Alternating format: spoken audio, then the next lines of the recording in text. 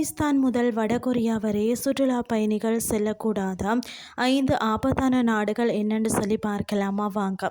உலகத்தை சுற்றி பார்த்து விட வேண்டும் என்பது ஒவ்வொருவரின் ஆழமானதும் விருப்பமானதாகவும் இருக்கும் இல்லையா?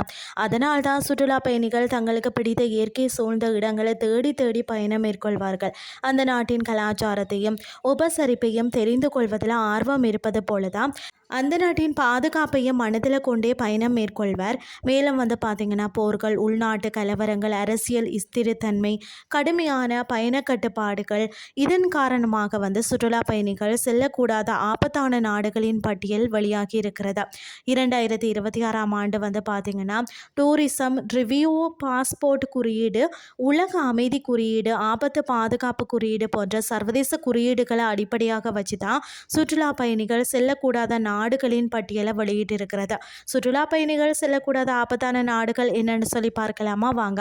ஃபர்ஸ்ட் பார்த்தீங்கன்னா ஆப்கானிஸ்தானில் பயங்கரவாத தாக்குதலும் அரசியல் ஸ்திரமற்ற தன்மையும் பல ஆண்டுகளாக ஆயுத மோதல்களும் நிகழ்ந்து வருகிறது. மேலும் பார்த்தீங்கன்னு சொன்னால் வெளிநாட்டு குடிமக்களுக்கு தூதரக ஆதரவு குறைவாக உள்ளது.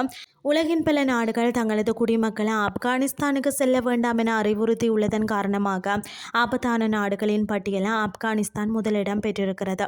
அடுத்தது பார்த்தீங்கன்னா ஏமன் மிக மோசமான மனிதநேய சிக்கல்களை சந்தித்து வருகிறதா. மேலும் பார்த்தீங்கன்னா உள்நாட்டு போர், அரசியல் சீர்குலைவு, பயங்கரவாதம், கடத்தல்கள் மற்றது உள்கட்டமைப்பு சீரழிவு காரணமாக உலகின் ஆபத்தான நாடுகளின் பட்டியலில் 2ஆம் இடம் பிடித்துள்ளது. ஏமனில் இருக்கக்கூடிய வெடிக்காத நிலக்கண்ணி வெடிகள் சுற்றுலா பயணிகளுக்கு அச்சுறுத்தலாக இருப்பதோடு சுகாதார சேவைகளும் மிக குறைவாக உள்ளதால் தான் ஆபத்தான நாடுகளின் பட்டியலில் ஏமனை கொண்டு போய் சேர்த்திருக்கிறதுனே சொல்லலாம். அடுத்தது பார்த்தீங்கன்னா சிரியா. உலக புகழ்பெற்ற சுற்றுலா பயணிகளை ஈர்க்கக்கூடிய வரலாற்று சிறப்புமிக்க இடங்களான பார்த்தீங்கன்னா பல்மைரா மற்றது டமாஸ்கஸ் போன்ற சிரியா நாட்டில் உள்ளது. ஆனால் பார்த்தீங்கன்னா ஆயுதம் ஏந்திய குழுக்கள் தீவிரமாக பல பிராந்தியங்களில் செயல்பட்டு வருகிறதா.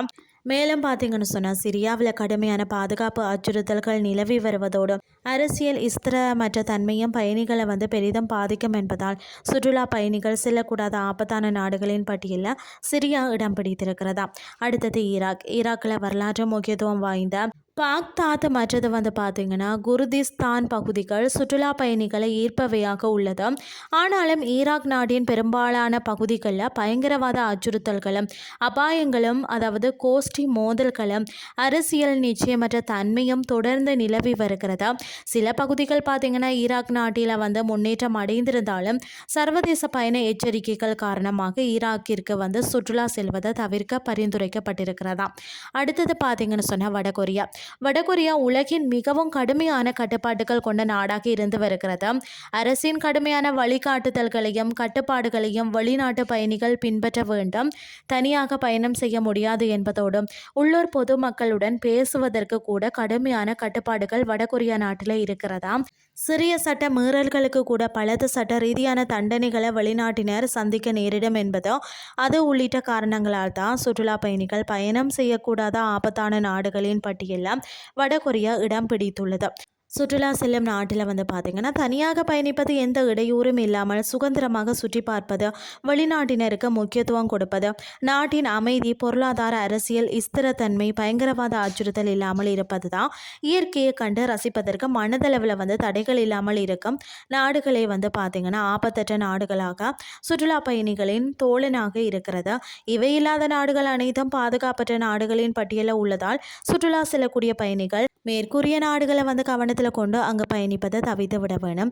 உலக நாடுகளின் பாதுகாப்பு நிலவரங்களை முன்கூட்டியே அறிந்து கொண்டும் எந்தவிதமான ஆபத்துகளும் இன்றி உங்கள் கனவு பயணத்தை முழுமையான மன நிறைவுடனும் பாதுகாப்பாகவும் திட்டமிடும் திறனை பெறுவீர்கள். இன்றைய கிறிஸ்டி உங்களுக்கு பிரயோசனமாக அமைஞ்சிருக்கும்னு சொல்லி நான் நம்புறேன். இதே மாதிரி மற்றும் ஒரு கிறிஸ்டின் வேலை உங்களை சந்திக்கிறேன். நன்றி.